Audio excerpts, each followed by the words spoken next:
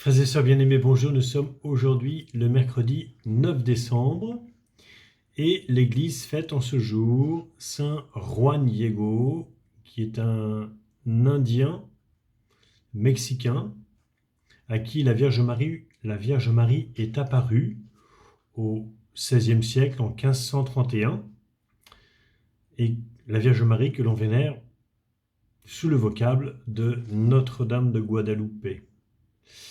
Saint Juan Diego a été canonisé par le pape Jean-Paul II en 2002. Eh bien, en ce jour où nous le fêtons, je vous invite à le prier aussi, comme nous prions le Père Le Prévost, pour la guérison de notre Père José Carlos, dont l'état de santé s'améliore. Le bulletin de santé d'hier était meilleur que celui de la veille. L'hémodialyse commençant à produire ses effets positifs. Donc nous continuons à prier le Seigneur par l'intercession de notre vénérable Père Le Prévost, notre fondateur, pour obtenir sa guérison totale. Je voudrais poursuivre aujourd'hui avec vous la lecture méditée de notre lettre aux Éphésiens. Nous sommes arrivés au chapitre 5e et nous allons nous arrêter quelques instants sur les versets 11 à 20.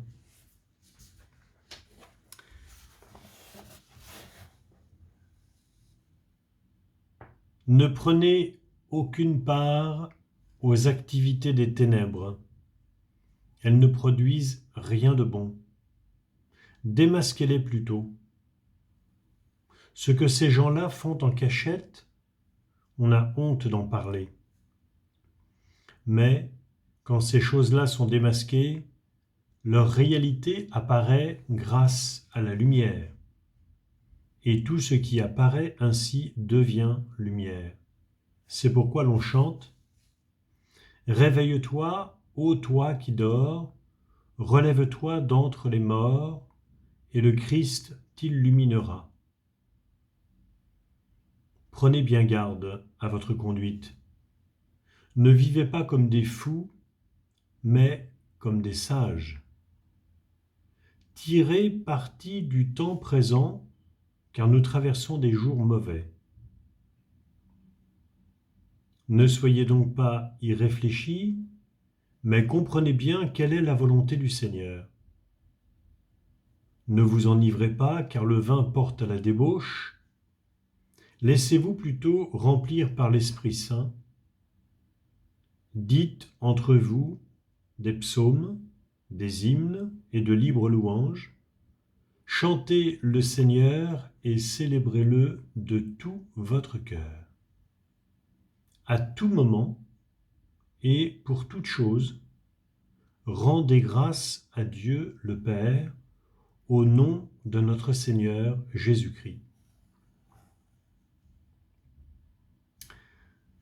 Dans ces versets, il est d'abord question bien sûr de l'opposition entre les ténèbres et la lumière, et cette invitation que nous fait saint Paul de vivre dans la lumière, c'est-à-dire de vivre, c'est toujours le leitmotiv qui revient, de vivre intimement unis au Christ. Si nous sommes intimement unis au Christ, et si donc nous sommes animés par son esprit, nous serons dans la lumière et nous vivrons en enfants de lumière.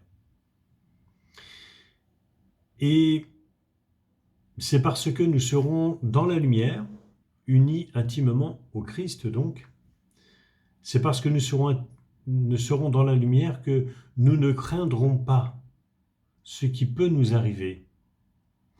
Même si les jours dans lesquels nous sommes sont des jours mauvais, nous dit saint Paul, en ce temps-là déjà. Mais il nous faut tirer parti du temps présent. Tirer parti, ça veut dire du mal, faire ressortir le bien par notre conduite personnelle. De ces ténèbres, des ténèbres, faire jaillir la lumière par notre conduite, nous dit saint Paul. C'est pour ça qu'il ne faut pas être irréfléchi et nous comporter comme des fous, mais au contraire comme des sages, nous dit-il. Comme des sages, c'est-à-dire comme des hommes et des femmes animés par l'Esprit du Christ et donc animé par sa sagesse, par la sagesse qui nous vient du Christ. Et enfin, cette invitation à demeurer dans la prière. Et une prière qui est nourrie, et c'est utile pour nous, une prière qui est nourrie par la parole de Dieu. Et saint Paul nous invite justement à prier en utilisant les psaumes, les hymnes, ces prières que l'on trouve dans la Sainte Écriture, dans la Bible, dans l'Ancien Testament en particulier. Dites entre vous des psaumes et des hymnes et de libres louanges. Chantez le Seigneur et célébrez-le de tout votre cœur. Dire de libres louanges, c'est laisser l'Esprit vivant en nous, nous inspirer les paroles qui viennent de lui et les exprimer de tout notre cœur, c'est-à-dire en impliquant tout notre être. Et cette partie de notre être qui est la plus précieuse, précisément notre cœur. Enfin, à tout moment et pour toute chose. À tout moment et pour toute chose.